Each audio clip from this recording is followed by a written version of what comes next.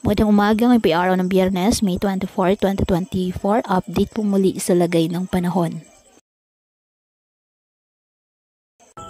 Lumakas at isa naganap na tropical depression o bagyo ang binabantayang low pressure area sa silangan bahagi ng ating bansa. Ayon po yan sa datos ng Japan Meteorological Agency or JMA. Samantala, ayon naman sa Pag-asa, isa pa lamang itong low pressure area, ngunit may posibilidad din na maging bagyo. At kapag nagkataon, ipapangalan ng bagyong Agaton ng Pag-asa ang unang bagyo ngayong taong 2024. Inaasang lalapit ito at maglandfall ang nasabing sama ng panahon sa may Eastern Visayas, Bicol Region at sa may bahagi ng Southern Luzon. Ngayong araw, apektado na po ng nasabing low pressure area ang Eastern Visayas at Caraga, kaya asahan po dyan ang maulap na halangitan na may mga pag-ulan. Asahan naman ng bagyang maulap mas maulap na halangitan with isolated rain showers or thunderstorms sa Metro Manila at sa nalalabing bahagi ng ating bansa.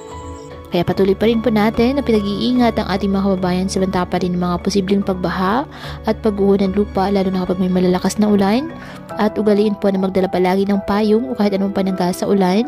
Hindi ka naman po sa init ng araw kapag lalabas ng ating mga tahanan. At yan po muna ang update sa lagay ng panahon ngayong araw. Muli patuloy po tayo na mag-ingat at palaging tandaan, God loves you. Stay safe and God bless.